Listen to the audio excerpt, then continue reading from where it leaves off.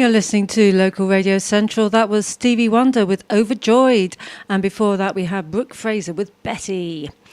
Now, we have very good news for the world's production of electricity because renewables now constitute 22%, according to the International Energy Agency, which said on Thursday in a new report.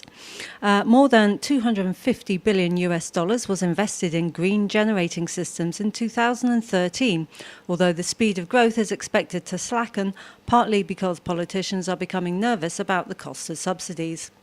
Maria van den Hoven, the executive director of the IEA, said governments should hold their nerve.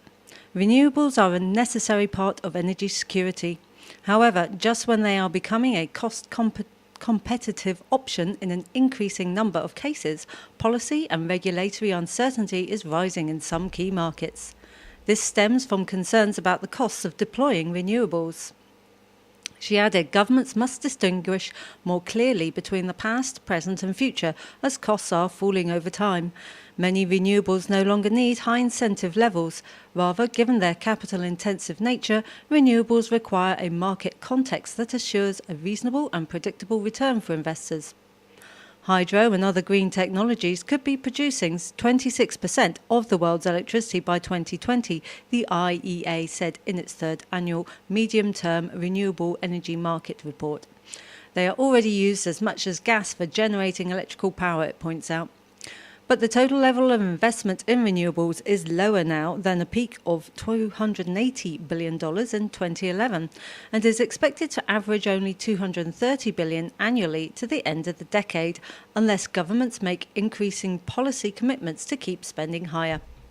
The current growth rate for installing new wind farms and solar arrays is impressive, but the IEA believes it is not enough to meet climate change targets, triggering calls in Brussels from green power lobby groups for Europe to adopt tougher, binding targets.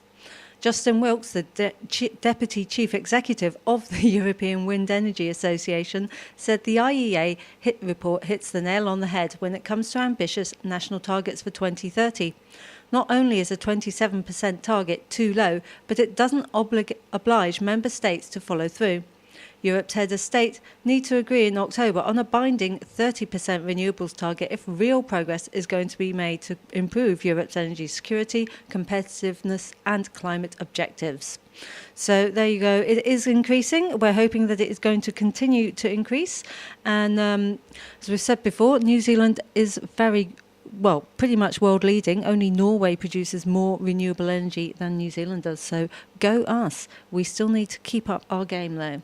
There are garages and there are specialists and there are specialist garages. Junction Autos and Boundary. Is it you?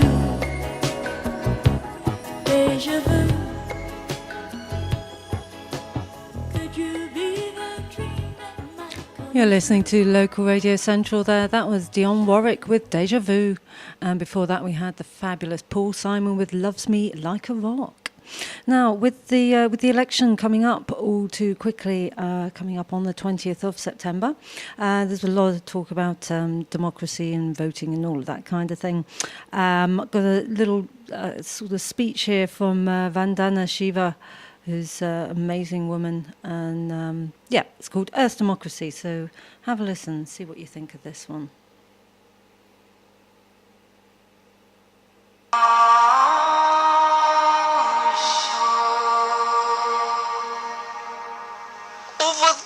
Freedoms of people have been reduced to a very shallow form of democracy.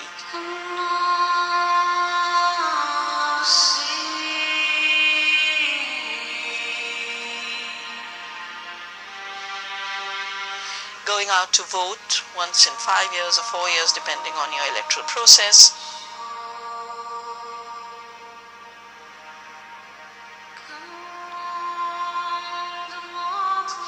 Not being able to hold those you've voted accountable. Once they've got in power, they do exactly as they please. As if the only role of people in a democracy is as vote banks. That is not democracy.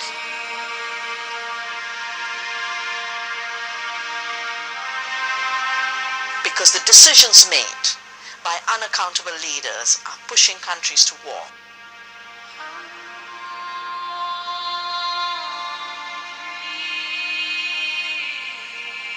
Destroying the planet with climate change. Creating new corporate regimes that are destroying the fundamental freedoms of people, whether it's the right to live on the land, the right to save your seeds, the right to have safe food. To get those freedoms back, we need a deeper democracy. And that deeper democracy I have named Earth democracy.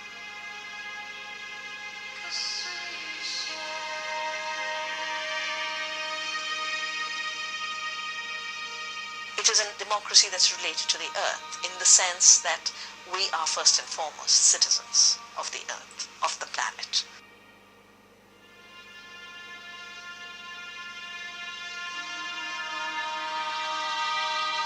We are given a species form that is matched to the ecology of this beautiful, beautiful planet. The second reason I call it Earth democracy is it's practiced close to the earth. It's practiced best where you live every day. It's practiced in everyday life.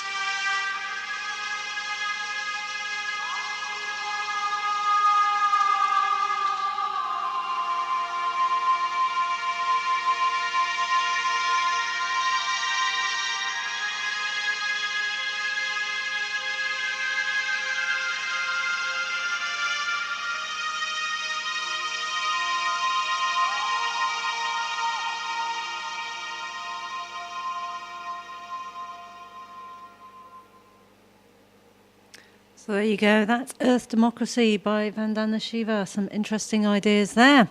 So yeah, let's have some more music. Welcome to Barrel Talk, a magazine chock full of the latest health trends.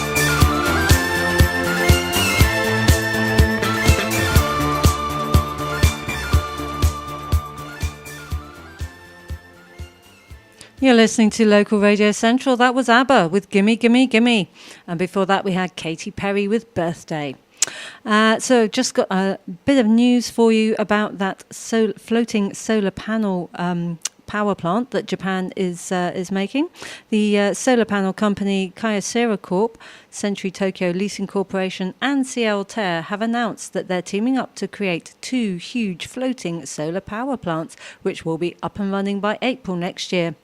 These are just the first 2 of a planned network of around 30 floating 2 megawatt power plants capable of generating combined 60 megawatts of power, a spokesperson from Kyocera told us. The first of these floating solar farms to be built will have 1.7 megawatts of power capacity, making it the world's largest floating solar power plant. Construction will start this month, according to the announcement. On the surface of Nishihira Pond in Japan's Hyogo Prefecture, west of Osaka. The second will have a capacity of 1.2 megawatts and will be built in Dongping Pond, Jason Hahn reports. And the plants are to be aimed to be finished by April 2015. According to Digital Trends, just these first 2 solar power plants would be enough to power anywhere between 483 and 967 American households.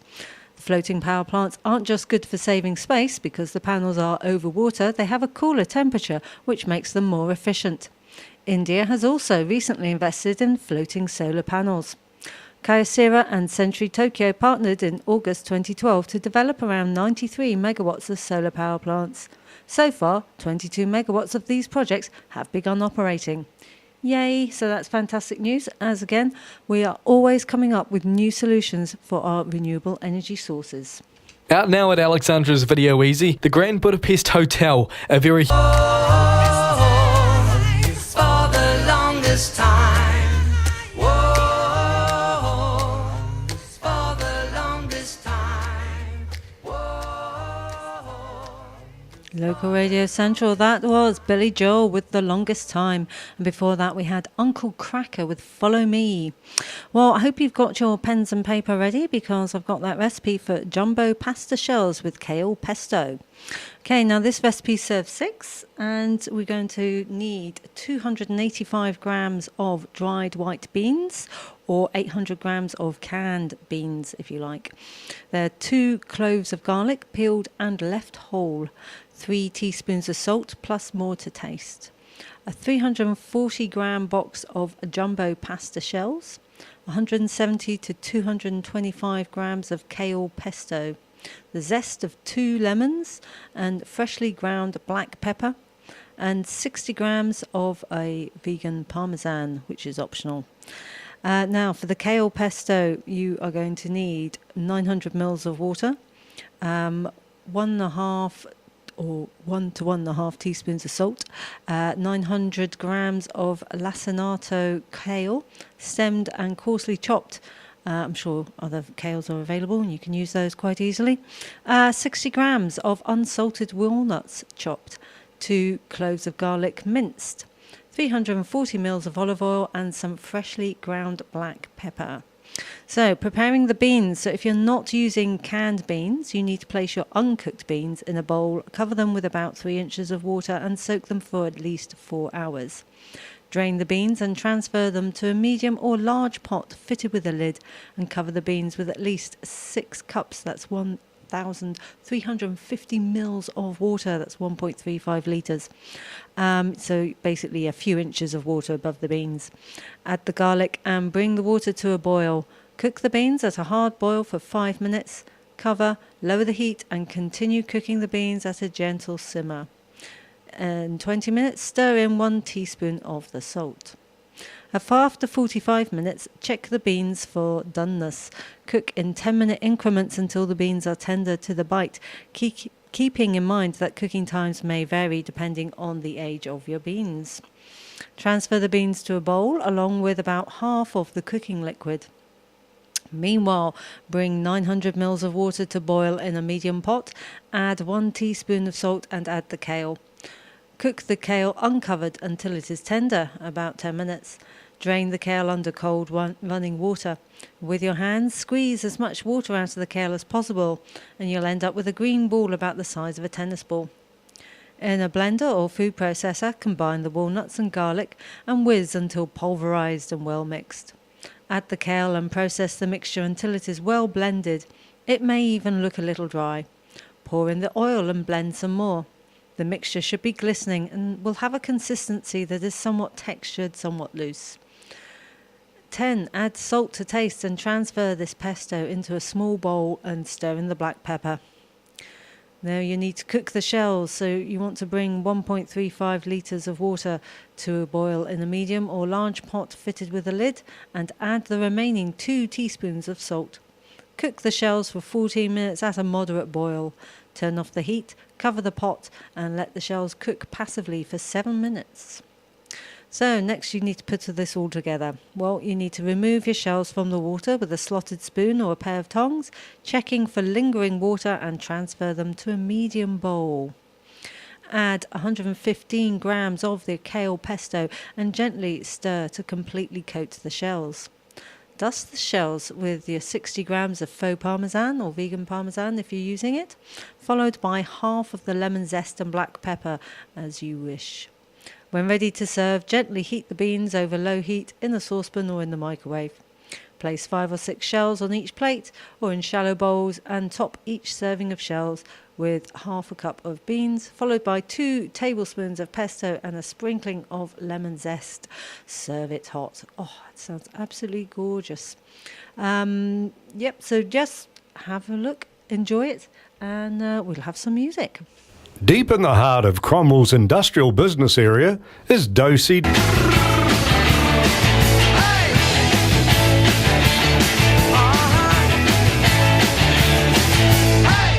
Local Radio Cromwell, that was Romantics with What I Like About You. And before that, we had Stan Walker and Ginny Blackmore with Holding You. It is 26 minutes to 8, reading that in the studio today. Now, on the 3rd of September, on Wednesday, though, SAFE had a great factory farming debate in Wellington, and they invited most of the political parties along to that. So New Zealand First, National, Labour, Greens and the Internet Manor Party all actually agreed that factory farming must go. There was then big discussion about when that should happen. Footage from the Farm Watch investigations was playing in the background, and all the MPs said that it was unacceptable what they were seeing. Interestingly, what was in the footage shows legal industry standards. Now, it was also good to see that Shane Arden, who's the Primary Industry Select Committee chairperson, also thought it was cruel. So the good news for animals is that factory farming will almost certainly become finished at some point in New Zealand. As I said before, Labour have said that will be 2017. Greens are also very much supporting an end to factory farming in the near future. And I don't have figures on when National said that they're up for doing that. So anyway, very good news for the animals, and let's hope we've got more coming up. It's that time of the year again. Spring has sprung, and so has the lawn. Doesn't it look great? But then...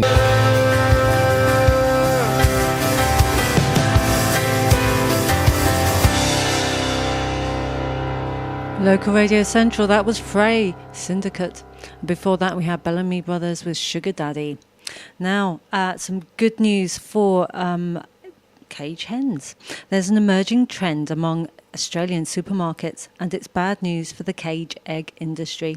Coles and Woolworths have both made commitments to reduce the number of cage eggs over several years, but one IGA supermarket in Victoria has one-upped the big two by removing all factory-farmed eggs, both cage and barn, from sale effectively overnight. The decision came in response to recent video evidence of abused and neglected hens trapped inside an Egg Corps assured cage egg facility. I don't care what anybody advises me anymore. I can't morally justify supporting that industry, the Warrandyte IGA owner Julie Quinton said.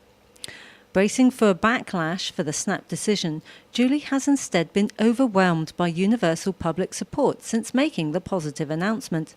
It's no wonder. Millions of people around the world have been moved by these incredible pictures of forgotten factory hens, trapped deep in the bowels of a factory farm that supplies Australia's biggest egg company. And when animals who live among towers of rotting excrement have a better quality of life than those still in the system, how is the battery cage still legal? In many countries, this cruel farming system is outlawed, and it's time it was banned in Australia too. But with Australian laws failing to keep pace with public sentiment, scientific understanding and common decency, it's up to each of us to use our power to free hens from suffering. So quite simply, choose where you buy your eggs from. Have you been in to Benin lately? At Alexandra Benin.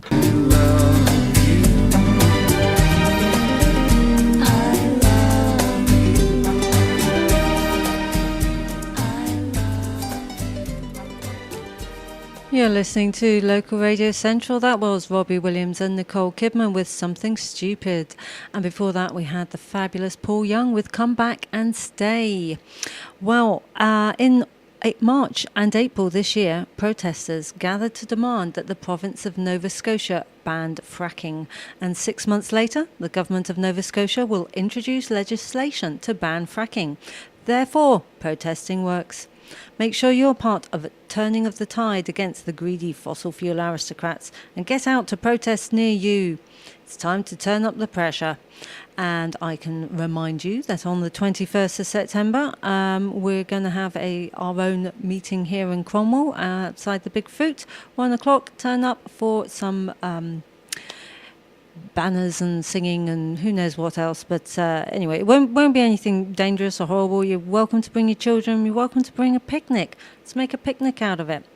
Now, the Energy Minister, Andrew Younger, announced on the September the 3rd that the government of Nova Scotia will introduce legislation this fall to prohibit high-volume hydraulic fracking for onshore shale gas.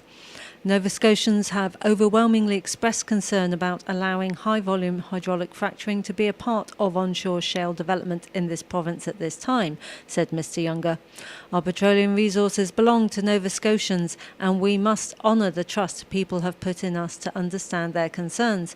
We will therefore introduce legislation to prohibit using this technique to stimulate onshore shale projects. The decision comes after considering comments submitted by many Nova Scotians over the past 10 months, as well as studies including an independent review commissioned by the Government of Nova Scotia and the recent Council of Canadian Academies report for the federal government. They also received input from the Mi'kmaq communities in a variety of ways. I also spoke this morning with Mi'kmaq chiefs Paul Prosper, Terence Paul and Sydney Peters, and they expressed support for the government's decision to prohibit hydraulic fracturing operations in shale petroleum developments, said Mr Younger. Our cabinet met with the Assembly of Nova Scotia Mi'kmaq chiefs earlier this year, and this was among the issues discussed at that time. So there you go. It's always possible to get your local government to agree with what you want. Do you need joinery at very competitive prices that is pure quality? Then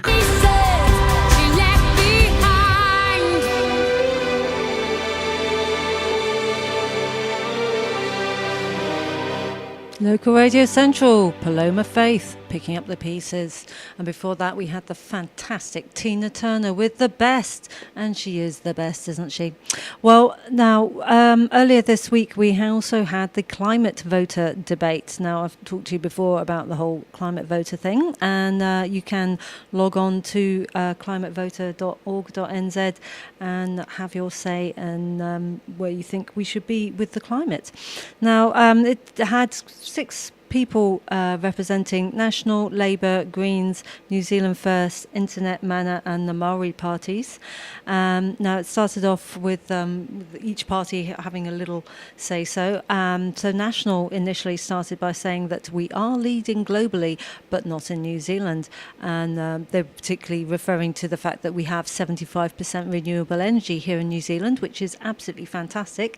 And National do want to push that up to 90%, which would be absolutely amazing. I totally agree. Labour also say that we are not globally leading. The Greens produced a report saying that Sweden actually leads the world in pricing their carbon high, and New Zealand is actually placed last in that. I believe there's only something like 37 countries that have carbon prices, and New Zealand is on the bottom there. We've only got a carbon price of $1 per tonne, and I can't remember what the Swedish price was, but it was considerably higher. I think it was something like $77. So, yeah. Now, New Zealand's emissions have increased over the last 5 years. And also Internet Mana Party said that New Zealand should be leading the world, but aren't. So there you go. Now, they did go on to ask a number of questions, and I'm not going to talk about all of them because some of them didn't seem to be terribly relevant. And this was a 2-hour debate, which I've managed to condense into 3 pages of my scrawly handwriting. I'm not going to read everything out to you, but one of the big questions that certainly got a lot of talk from parties was the emissions trading scheme. Now, National is of the opinion that it's worked really well and it's great, and that basically their climate policies are fine. They don't need to worry about anything. Labour Party said that they want to get the emissions trading scheme back up and running. One of the main reasons for having this ETS was that it was supposed to decrease emissions, whereas, as I've just said, that New Zealand's emissions have in fact increased over the last 5 years, so it quite blatantly isn't working on that level. Now, Labour said that they want to get it back up and running by limiting the international units and offshore units that can be used in that. They also commented that they do need to include agriculture on this ETS scheme. Now, they also went on to say that they largely supported the Greens policy on their carbon tax. Now, Internet Manor also went on to say that they support the Greens' carbon tax policy and they don't want an emissions trading scheme. The Green Party stated that the emissions trading scheme has failed as large corporations are paying to pollute and not reducing their emissions. And as I said, we have seen that emissions in New Zealand have risen over the last 5 years. They think that the carbon tax will work better as it will set a carbon price starting at $25 per tonne.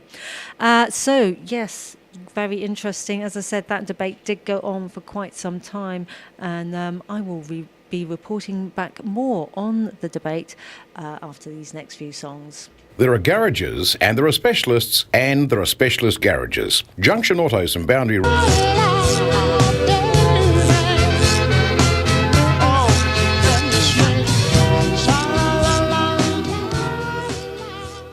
Local Radio Central, that was Al Green with Sha-La-La-La, Make Me Happy. And before that we had The Who with You Better You Bet. You Better You Bet. Well, you better listen to the climate voter debate because they were then talking about forced climate immigration. Now, this is something that I have talked about on the show before. Now, at the present, the United Nations, who set the rules for what is a refugee, do not currently recognise climate change as being a reason for being a refugee. Now, Kiribati is one of the first countries to actually be facing that, with people having to leave because the island is literally sinking. The seas are rising, and basically they've not got anywhere to live. Now, we start off with New Zealand First, who wanted to accept all the refugees for climate change, and that they should all be allowed to come in. The Internet Manor Party also wanted to accept all Pacific Islanders as refugees from climate change. National, who was represented by Tim Grosser, made it very clear that National Party has been doing an awful lot to help the Pacific Islanders by increasing their renewable energies on their islands. Over $650 million have been spent on that. So it feels that we're currently doing a very good job of helping Pacific Islanders to stay on their islands, but he said that he didn't necessarily want to welcome everybody. The Maori Party said that they will support all Pacific Island immigration. Labour also said they didn't want to take all comers on that. And the Green Party said that basically the UN is going to have to change their refugee definition, and they are happy with that and will accept what refugees then arrive as a result of that change. They then went on to talk about drilling, fracking and fossil fuel subsidies. The Nationals said, yes, we will keep doing it, and they disputed the figures, saying that it wasn't $46 million that was spent on fossil fuel subsidies for the oil and gas industry. Again, reiterated that as New Zealand, we are 75% renewable energies, and that's pretty much good enough. Labour also said, yes, we need to keep these fossil fuel subsidies for the moment, but he does want change, does want that to happen. New Zealand First said we need to change from fossil fuel subsidies to renewable energy and put those subsidies into renewable energy instead. The Maori Party said they were totally against drilling, fracking and fossil fuel subsidies. Basically anything that is going to harm Papatūānuku needs to not be happening. We need to invest in renewables and change our practices and behaviour, which is actually a very good point.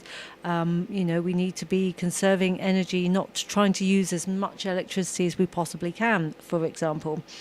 The Internet Manor Party were also totally against drilling, fracking and fossil fuel subsidies, and the Greens obviously also wanted to move those fossil fuel subsidies into renewable energy subsidies, which is all very good news, hopefully, depending on who gets in ultimately. So just to summarise quickly for you, Internet Manor said that the climate change is the greatest moral issue of our time, and they want New Zealand to be world leaders, and they want activists in Parliament. The Maori Party said that we have an obligation to look after our land. We will work with anyone who wants the same, and they want New Zealand to be 100% pure. New Zealand First said they want to work cross-party to get carbon emissions down, and they need a climate act such as the UK has, and they want change on climate change. Labour said that New Zealand has made lots of progress on climate change. It agrees that climate change is very, very serious, and they want to follow the Maori Party on this issue.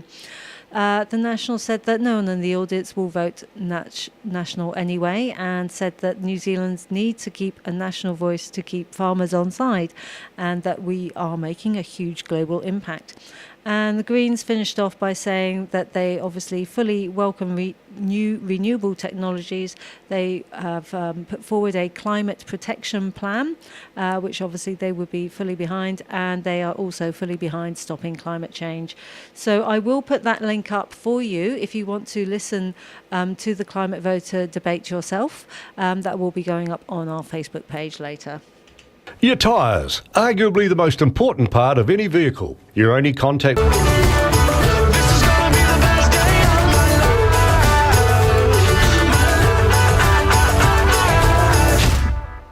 Local Radio Cromwell, that was American Author's Best Day of My Life. And before that, we had the fabulous Talking Heads with And She Was. Now, in Chile, back in June, they rejected a controversial dam product, which was a great triumph for the environmental movement in the country. The Hydro-ACEN project in the seismically active area would have included 5 dams on 2 rivers in Patagonia, the Baker and the Pascua, and according to International Rivers, would have resulted in the flooding of nearly 15,000 acres of globally rare forest ecosystems and some of the most productive agricultural land in the area, impacting wildlife and forcing the displacement of people.